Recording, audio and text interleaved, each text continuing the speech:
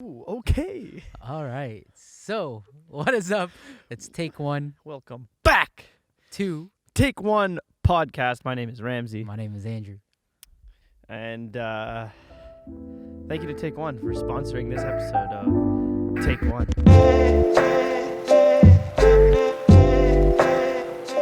All right, man. What do we got today? So last episode we did a little bit of a rapid fire. That was received well. Posted a little clip about the chef thing. Yeah. On And it went pretty good. It went up. Yeah, got like a 12, 13K. couple hundred views. Oh, 12 to 13K. 13K? Yeah, Oh 13K. my God. It's crazy, man. That's nuts. Well, So we thank you. appreciate you guys for that. Thank you. So, we wanted to carry on the theme of rapid fire questions today. Maybe not necessarily questions, but like rapid fire topics, quick format topics. What's the first thing we got? Well, the first thing is how to start content creation. That's a big question, dude. It's a broad one too. Yeah. But let's dive a little deep into it. So, how to start content creation? Why don't you start? How to start content creation. Use what you have. And this kind of ties into the photographer's paradox of, I need this piece or this lens or this camera body in order to create this video I have in my head. So in order to start content creation, use what you have. Use your phone. Use a cheap camera. Use anything. Go on Kijiji, buy something. Start it with what you have. Anything. What do you Yeah. think? Yeah. Like I agree, right? When if you're sitting down right now and you don't have any products but you want to get into it, just use your phone. Do something about it. It doesn't necessarily have to be videos, photos. It could be whether it's a specific post that is curated for the people that follow you. But yeah, use anything that you have and just start from there. Because if you look at TikTok as I don't know you don't like TikTok as much, But I do acknowledge it. yeah. But if you look at the platform, like a lot of people are just using their phones, Yeah. and it goes to show what kind of creativity these applications provide you, so that you can succeed as a content creator. Exactly. And speaking of phones, like I'm gonna post a couple photos that I've taken with my iPhone 8 Plus. Just it goes to show there's so many powerful apps that you can use, and like there is no right way to do it. You know, there's your way. There's a way that's good for you. So yeah. Whatever's your better flow. TikTok, you go okay, with I it. don't like TikTok because it's like the endless scrolling and it's extremely addicting, and like it's just dangerous because you see things, you see very attractive people, very attractive things that like, and it's kind of for your mind, it's got bad. It curates it to your what you like. Exactly. It shows you what you like, and it's creepy. What's Ramzi It's liking? a little bit creepy because it's all like little kids, and like, you don't know how old they are. It's just weird. But weird. from a creative standpoint, it's pretty sweet. You can reach an audience that doesn't follow you. Even Instagram Reels, TikTok, all those things that let you reach an audience that doesn't follow you. Even LinkedIn, man. Like Yeah, it's LinkedIn's organic reach, and that's overlooked. I find it's underrated, 100%. It is because like we posted a reel and it got like 300 views, or was it? No, 13,000. 13K. 13,000, not Yeah. 300. Sorry. It got 13,000 views. We only have 400 followers on Instagram, but that just goes to show, like, if you hit the algorithm right, and it's like, you know what, you're getting some views today. Do it. So, And it's just interesting to see like where things go down the future, because I know Vine back in the day was super popular, and it made certain people celebrities, right? But what is the future gonna look like, and is Instagram Reels gonna be over TikTok or what? I don't know. But tip for people that are getting into it: utilize Instagram Reels because they're looking to be basically better than TikTok, and use both. It doesn't hurt to post, and I say get out of your ass, do something. Yeah. So all this to say, content creation. Make do with what you have, and if you don't have, get the most easily accessible thing, whether it's the cheapest thing or borrow something. Rent. You can rent equipment, by the way. Like there's a bunch of stores in Ottawa or whatever city you're in. Renting equipment is an amazing resource, whether it's audio or video. You can rent equipment just to play around. But Long and McQuaid. yeah, the amazing thing is there's no correct way of doing it. No. At all. But doing it in creative ways is gonna make it the best thing about it. Exactly. And that goes to show again, like TikTok, right? Creative ways. You don't need necessarily the product, but go out, make it creative. Yeah. Do something. Yeah. Make it cool. I'll be honest, man. Like, there's some things that these young people create on TikTok, and I'm like, how? You've seen those ones where they do like the head transitions and they like Yeah, that jump? one is trippy, man. They jump between like Yeah. 10 different sweaters and they're like moving their head around, and I'm like, I'm like- that is not easy. Like, I couldn't do that if I fucking tried. But just so- imagine the behind the scenes where you're just like, whoa, you're like, oh, I messed that up. I gotta redo it, and you gotta perfect it, right? It's yeah, crazy. I saw this girl she blew up on Instagram Reels for doing those weird head things, and like she just blew up like crazy, and like this is really creative stuff. But that It's crazy. she's got an idea. You got an idea, just roll with it. On that same note, so why is content creation important? Oh man, to me or just in general? I'd say probably in general. In general, I think it's important because it enables creativity in people that may not necessarily have ever come out. For myself included. So I don't paint, I don't draw. I've never been artistic in that sense, but I've been very technical, and I've always loved to geek out about shit, whether it's technology or you know, like working with my hands. So content creation enabled me to always have a means of creating things, and I'm sure that goes for a lot of people. It's an amazing tool, and there's endless possibilities. It's not like you have one canvas, one paintbrush. It's like you have endless variety of things. You have do tools. anything. In There's like post-processing, new like, things come out. Like Mhm. everything is at the hands of your fingertips. yeah, Is that the same? the fingertips of your hands. Fingertips of your hands. Imagine having hands, little hands at hands the of end your fingertips. fingertips. No, fingertips of your hands. Yeah. But essentially, yeah, it's essentially there. It's just how do you stop that endless scrolling, and how do you become the one that is the endless scrolling? I don't know. How do you? Exactly. So that's you got to do something unique, right? We're just Yeah. we're just here doing a podcast. It's Yeah. nothing special at the end of the day. And at the same time, like we're doing this podcast and we're talking to ourselves. You know, Yeah. we try and take the tips that we just talk about and Yeah. put them into practice. We're not perfect. We're not better than you. No. You're not better than us. But we're all in it for the love of the art and the creative possibilities, which you know translate to real world things. And I think And that's the, the and best the part of it. reactions too, because people like the first podcast that we did, Yep. we've had many people give us good feedback, and that Yeah. was inspirational. And I think that's the biggest thing at the end of the day is being, you know, a role model to someone. Yeah, exactly. You're my role model, Yeah, man. you're my role model too. Yeah. All right. But- What's the next question? On that same note of, you know, why content creation is important, how often would you say for someone to be successful or someone getting into it, would they have to content create? As much as they can. You don't want to. How much as they can? Though? So, you don't want to be burning yourself out, and it's really easy to look at people on the internet and think like, oh, they're just pumping out content like nonstop, and Mhm. that can be discouraging. And I definitely have felt it. But don't let that stop you. Take care of yourself. You know, like create within your energy, and don't burn yourself out doing it. Otherwise, you'll lose the whole point of doing it. And I think there's a difference as well, right? Because you mentioned don't burn yourself out. Do it a lot. If you do it a lot, there's a specific image to you. Yeah. This is like, I would say, can be curated to like maybe TikTokers Yeah. like that don't have videos that they have to edit in terms of like, you know, SFX, this and that.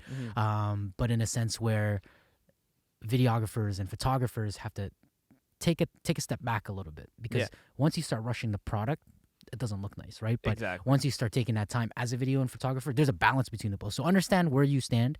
If you're a TikToker, you can do it all you want, Mhm. because there's a specific view on them, right? Essentially that they can do it all they want. It may not be as perfect, but people enjoy it because it's funny, it's comedy, it's whatever. You know what I mean? Easy to consume. Exactly. And, But going back to, you mentioned a little something about there, about taking your time. Yeah. There's something I want to talk about quickly. So I found this it's a 40-year-old camera that shoots on a film roll, like a photo camera. Yeah. Found it in my basement. I was cleaning out the basement with my mom, It's cute. and it's a great team building activity. Clean out your basements. They're probably really really messy. But so I found this old film camera, and it takes a 110 film. It's a weird film cartridge. So I hit up a specialty store in Ottawa called Galaxy Camera, and I was able to get some film roll, and I went and I started shooting on this old film camera. And my parents used to shoot on film cameras when I was a kid, but to me that was the camera. There was no digital. It was out of the picture. It was way too expensive. We couldn't afford it. So now going back to this like film camera, and it's just, I haven't developed the photos yet, but even in the process of shooting, like there's 24 photos on the roll, Yeah. and You gotta it's be very $15 for one roll. $15 for 24 photos, and then another $15 to develop it. So Yeah. already there, it's expensive. One memory card is $30, and you can just unlimited shoot. But would you say it's worth it? So it's worth it because I found myself, I would leave my house, I only brought this camera with me. I didn't bring anything else. I just brought this film camera, and you just find yourself being a lot more patient and aware of what's deserving of being captured, rather than Boom, boom, boom, boom, boom, everything, capture everything. It forces you to take a step back and be like, okay, I'm gonna wait. I'm gonna frame it. You know, maybe the shot isn't there. I'm not gonna shoot it. I'm not gonna waste it. And I don't want to take away from being able to shoot unlimited in the digital format. I think that's still great, but Yeah.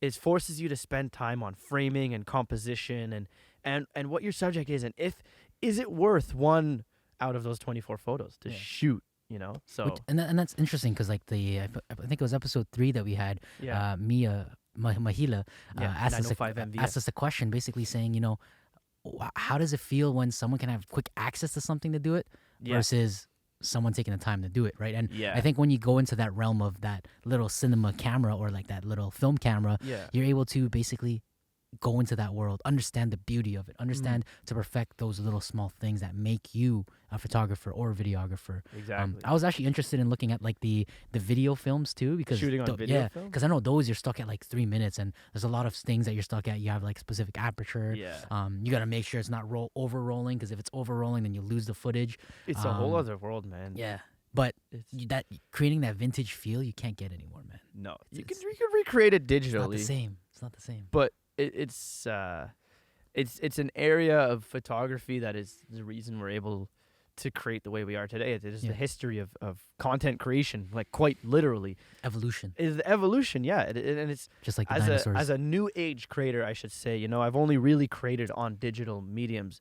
To go back in time, it is a realm that I know nothing about. I'm still learning, completely learning. I don't know what new type of things. film. It's new things, Yeah. but it's interesting, and you can kind of get in the head of people 20, 30 years ago, you know, like Yeah. how people who were creating videos and content, like I know now it seems like it's oversaturated, but there's still the general population doesn't do this. So No. it's still a niche, but to get in the heads of the niche of 30 years ago, Mhm. I think is very powerful and effective in allowing you to evolve today. And I think the way that social media is being designed and created is focusing on video and Yeah. photos and all that. And you don't want to look at yourself 30 years from now, just like the stock, you know, like GameStop.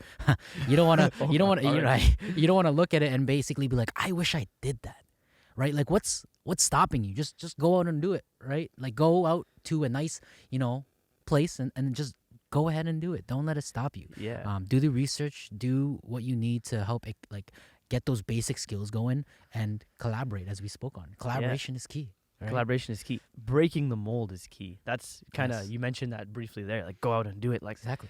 no matter how crazy an idea is and how much freaking work it might be and how absurd it is, Exactly. if you have the idea to do it, there's a reason. There's something inside you that's saying you got to do it.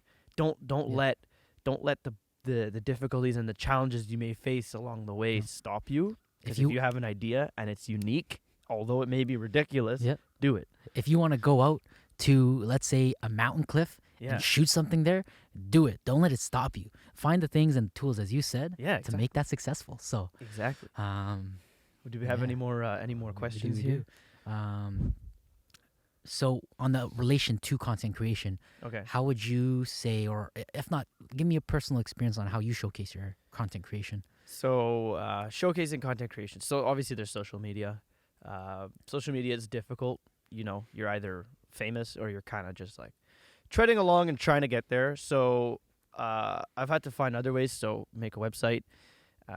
You know, do things for free. I'm not saying go and work for free, And but what website do you use? Squarespace. Yeah. Sponsored by takeONE Podcast. Not if I take one podcast. No, like showcasing your work, a website, and then a way you present and communicate with clients. Like, you know, you sign off your emails with your website, and then it's like a digital portfolio. Because if you use social media as a portfolio, it's it used to be, I think, okay to do that, but Yeah. now it's just kind of, it's not professional. No, you got to figure out like what platforms are the best to use. Like as you said, Squarespace. I didn't bother investing into it until I spoke to you Yeah. recently. But being able to like, because I was looking at my Instagram, I was like, there's not much to show because the companies that I work for, all the stuff is on their page. There's no Yeah, reason exactly. to kind of mess up the feed and post their videos. But we have a lot of work that we've done, and Yeah, exactly. finding the right resources like Squarespace, as you said, if you want to sponsor that's us, just one of please. please. I'm just Uh, kidding. we No, didn't we're do not. this for nothing, you know. No, I'm just kidding. But essentially, yeah, like that is the key to being successful. And I haven't Yeah. experienced that yet because it's not done. But once Yeah. it is, I will probably see that success. Like my website doesn't necessarily generate money. It's just one of many things that I do to, stay impactful with my work. Word of mouth is still and always will be the most powerful way of doing it. So that all comes down to like the moments, the individual moments where you're interacting with your clients, with other creatives, however you do it. Make it memorable and make them be proud to talk about the fact that they worked with you, you know? And I it's think that's- and like I don't know how you feel, but what do you feel when you take a look at that portfolio that is clean, but you look back 5 years from now and what you've did? Oh, the man. best feeling. It's nuts. Yeah, always compare yourself to, Yeah. if you're going to compare yourself at all, Yeah. which comparison is the death of every Yeah. successful anything. But if you're going to compare yourself to where you started, not Yeah. to where Everyone Andrew else, started or yeah. to where I started or where I am or where he is. Compare to where you started and look at that progress. It is Yeah. it is going to you're going to be like, "Whoa, that's And as we that's said, like interesting." when you're using social media, you're not necessarily documenting everything. So when you look at people like maybe like Daniel Schiffer, let's Yeah. say, you may see a couple posts and you're like, wow, this guy just did these posts and that was it. No, it's the process, right? You look back and let's say a year from now, let's say we're shooting somewhere else, we're gonna look back and say, wow, like we actually did that and this was the feeling that was created and Yeah. and this is what got us to where we are and that's why looking like having that portfolio set up cleanly Yeah. and being able to just have it easily accessible makes it the best feeling ever. Yeah. So Streamline motivate you. everything. Constantly improve everything. But- um, That's some good conversation. so the last question. Last topic. I don't know. Last I topic. would say these are questions, but they're more so topics. Breaking down different things, making it interesting. I still like it. We're still trying to challenge ourselves. Curation Curation. versus creation. Ooh. And what is better and what's the difference? I gotta say probably You answer this one first. Yeah. I'd probably say, curation, you're tailoring it towards the people that follow you. And obviously creation is doing what you want to do. Creatively, does that make sense? Creatively? No. Creatively? Creatively. Creative. But in a sense where you're kind of like free roaming it rather than going to a specific niche. So if you look at some Instagram posts from, let's say, motivators, they have a specific format they follow. Picture, text, this is what it is, slide, follow, like, boom.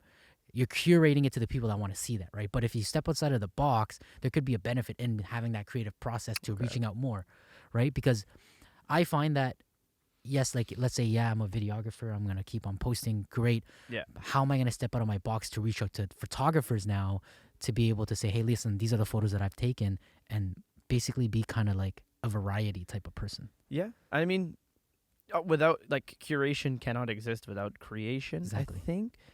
Correct me if I'm wrong, but I that's the way I believe it. see it. But I don't think curation necessarily has to be curation to an audience or demographic.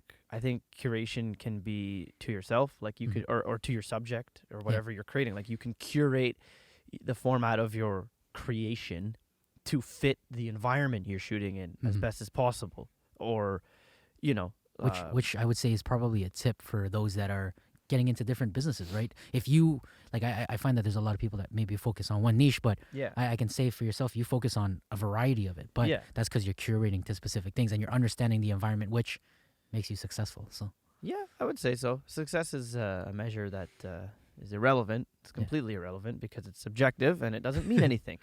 So don't measure your success based on just that. the idea of what success should be. Yeah, you know? it's your Just say your own little thing. yeah, I don't Yeah. know. It's a tough, and that's a whole other conversation we can get into.